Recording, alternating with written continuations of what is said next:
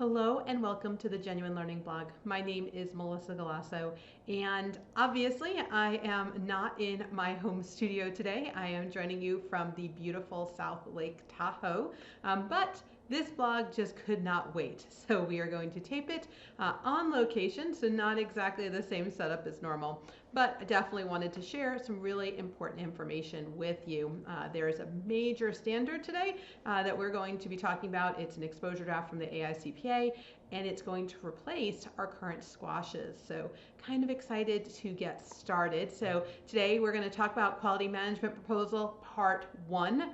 This is going to be the first of a three-part series. Part 2 and Part 3 are going to cover ISQM 2 as well as the new proposed SAS. So it's a big three-part series. It's a very long document. Just the first part is 100+ pages of information from the AICPA. And if you were to look at the entire PDF that includes all three exposure drafts, it's almost 200 pages. I think it tops out at 194. So clearly a lot of things to cover. We didn't want to cover them all in one blog. So we're going to break this up into a three-part series. However, today we cover the biggest bulk of change, which is going to be our new proposed statement on quality management standards. And this is a firm system of quality management. So you'll notice a major change here in terminology. Today we call it quality control.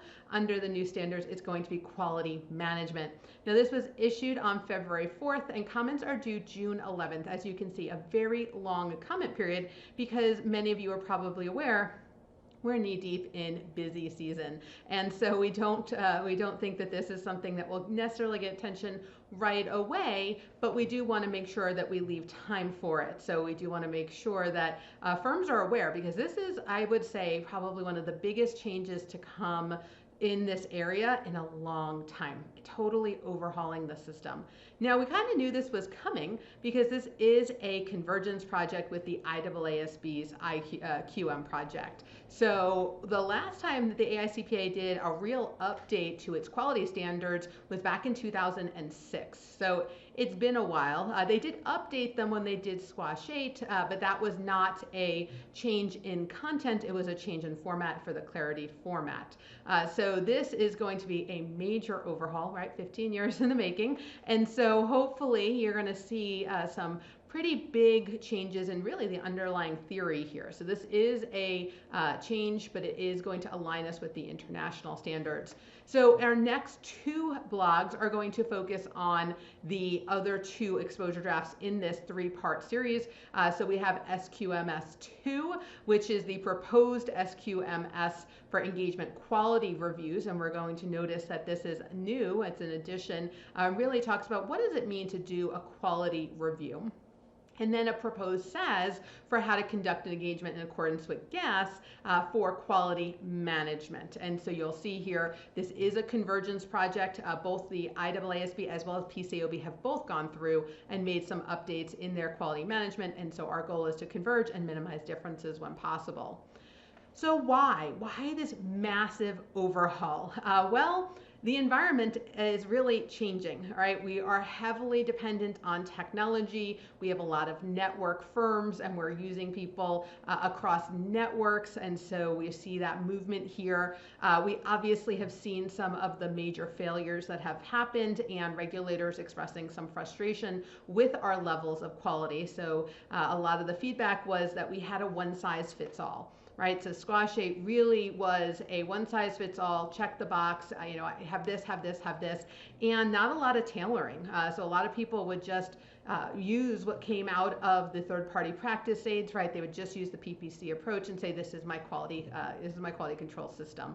And it wasn't really tailored to their business, it wasn't really tailored to their client base, it wasn't really tailored to their firm. And so the one-size-fits-all doesn't really work. So when they looked at this, obviously risks related to audit quality, when we look at this, one of the biggest risks is low volume, right? If you don't do a lot of audits, it's hard to have high quality because it's hard to get in a rhythm, right? Anything that you do once a year is difficult, right? You have to kind of remember how to do it. And then we looked at this lack of focus on planning, right? So everyone wants to get into the details and they forget that we're a risk-based approach, especially in our audits. And then third-party practice aids. huge over-reliance, no tailoring, not making sure that they really meet the needs of the individual firm. It's more of a check the box, right? It covers all of the required elements that are in the squashes, therefore it has to be sufficient. When we read it though, it doesn't really provide, especially your staff, with any guidance as to how this works. And so the goal here is to kind of get rid of that check the box mentality. We also hear a lot from smaller firms that they don't have that many people, and therefore all of these different levels and things don't really apply to them. And it's not very scalable, the current version. So this is going to be far more complex in that it is more principles based, but it's far more scalable because you're able to then look at what your risks are. And if you're a small firm and you're really niche, some of the firms I work with, I have an awesome firm. I love them dearly. They only do 2 industries, right? So I think they have a total in their firm of 5 people. They only do audits. They don't do any tax work, and they only deal with 2 industries. So they are high quality. They're super involved because they've really niched down. But do they need all of this other stuff if they're really, really niche? And so can they scale appropriately? And then obviously when we think about this governance and leadership, very often we hear from governance and leadership the importance of making sure we're efficient and finding room in that budget, but now we're going to focus more on that focus on quality. So really this focuses on proactive management of quality. Again, understanding that has to be scalable, and based on the types of clients you have, the different types of services you provide, that will impact the quality management system that you have, but really it's focused on being focused top down, right? Really making sure that there's an active involvement. And so it's really required you to customize the design implementation operation. There isn't a one size fits all. It's based on risk assessment. So if you're familiar with COSO, a lot of this feels very similar. What are your risks? How are you mitigating those risks? That is how we're going to develop this. It's not going to be a check the box system. And so instead of having policies and procedures looking at particular elements, which is what we do today, this is more of an integrated approach to looking at the system of quality management. So we're not going to check boxes and say, okay, here's our section on HR and this is our section on government, right? We're not going to have it that way. It's really an integrated system. So what are the components of this system? Well, the first one is the firm's risk assessment process. This is new. There isn't a risk assessment process included in the extant squashes. And so that leads to that one size fits all, and that doesn't make sense. And so we want to make sure that we're being a little bit more proactive about my firm, my size, the types of clients I have. That's going to really impact when do I need a quality review, or what kind of steps do I need. That's going to have a big impact. And so really making that change. Also, they have governance and leadership. So today we have the section on the leadership responsibilities for quality within the firm component. This will be expanded to cover governance as well. The relevant ethical requirements, not a lot of change there in terms of name. It's consistent, but there are some nuanced differences. Acceptance and continuance, again, very similar to the extant QC standards. Engagement performance, same name, again, as the current standards. Resources, so today we only talk about human resources. However, we know that now IT resources are just as important. So you will see an expansion here, and not just focused on human elements, but on the true resources it takes to perform these engagements. Information communication, new, again, as I mentioned, COSO really having a major focus here. So if you think about I call it the crime mnemonic that covers the 5 components of COSO, you will notice that they are all sort of embedded in here: risk assessment, information communication, your control environment through your leadership. So I think this is, there's a lot of influence when I think about how we expect our clients to develop a system of quality. We actually are going to impose that on audit firms. And then monitoring and remediation, really building up on that remediation element as well. So they do give us a nice visual here, and so you can see that they're not individual, they're not siloed. They in fact are going to be highly integrated. There's not just this, there's not a linear check the box. They really kind of come together. And so 2 objectives are in this proposal. So the new quality management proposal will have the objective of the firm and then the objective of the system of quality management. And so the objective of the firm in the context of the standard is to design, implement, and operate a system of quality management that provides the firm with reasonable assurance that the objectives of the system of quality management are achieved. And then we have the actual objective of the system of quality management, and there are two objectives. The first, the firm and its personnel fulfill their responsibilities in accordance with the professional standards and applicable legal and regulatory requirements, and conduct engagements in accordance with such standards and requirements. So as you can see here, we need to make sure that we're following the standards, whether they're SASs or SARs or SSAEs, or even international standards, that we are fulfilling our responsibilities, and that the engagement report issued by the firm is appropriate in the circumstances. So as I mentioned, this is a risk-based approach. The firm has to sit down and think about what are its risks, and then how does it mitigate these risks. And so you can see here, it is a sort of serial, iterative process that you go through. So first you have to establish your quality objectives. So there are going to be certain objectives that are required in the proposal, and then you might need to identify additional ones. And then once you have done that, you're going to identify and assess any risks related to meeting those objectives. And this is where it gets really personalized. This is not a check the box. You're going to have to now evaluate, okay, well, what are my unique risks based on my client base, based on the industries that I'm performing, based on my geography, am I in a network, right? Understanding what those elements are, and then you design and implement a response. So if you are a fan of 315, identify the risk, assess the risk, and then respond to the risk. This is really another area where you see risk assessment being built into our processes. So here's some examples from the standard. You can see here that the strategic and operational decisions and actions, business processes, and business model of the firm. And so the overall financial goals are overly dependent on the extent of services provided by the firm, not within the scope of this proposal. And so then the quality risks that may arise, resources are allocated or assigned in a manner that prioritizes services not within the scope. So basically saying consulting or non-audit items are getting priority because they have better margins, and then decisions about financial and operational priorities do not fully or adequately consider the importance of quality in performing this. So there's so that you can see here, there's the specific objective, and then the potential risks that have been identified, and then the firm would have to respond to that risk.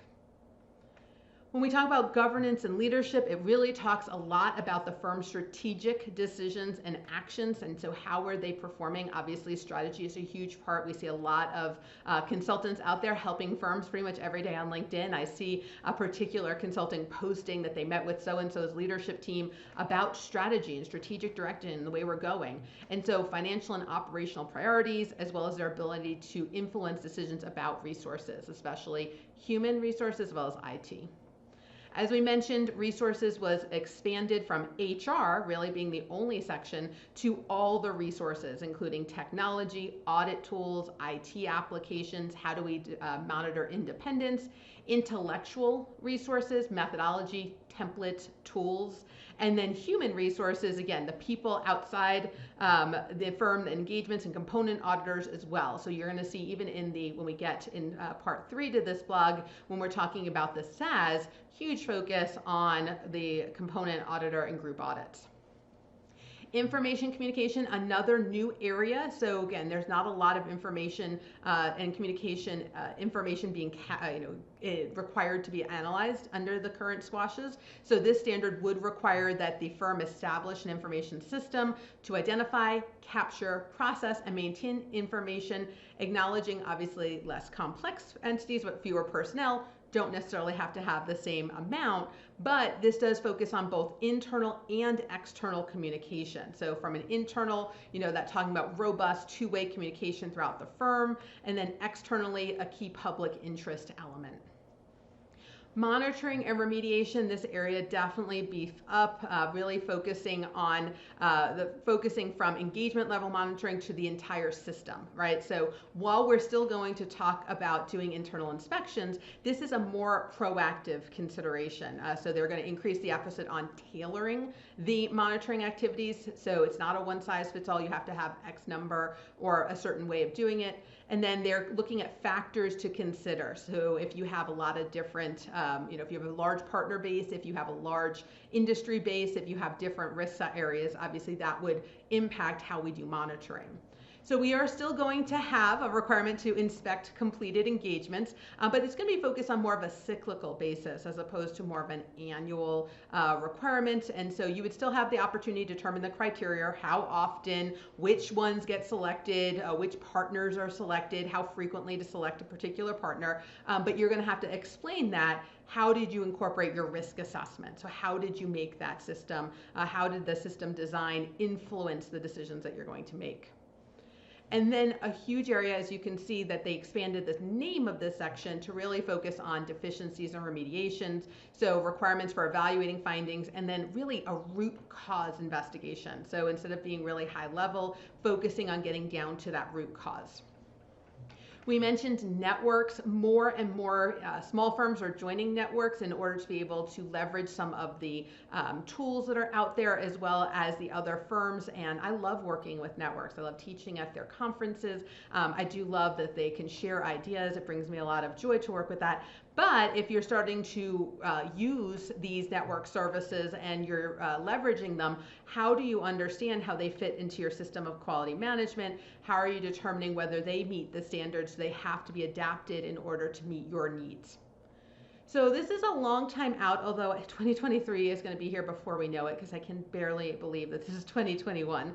So the proposed effective date right now is to design and implement it by December 15th of 2023. However, this is not set in stone. They did say that this is the earliest it could be, but if it needs more time, because as they go through this, it takes longer to issue than they expect, then they could obviously delay this, but that would be the earliest. And then the evaluation of the system would be required for that 1 year following. So basically you would implement it, and then you would have the evaluation element the following year. Now, as I mentioned, this is 100 pages of content that I covered in a mere 17 minutes. So very much a high level, definitely highly recommend that you read it. They are asking for feedback, and they actually have very pointed, explicit questions they would love for you to answer.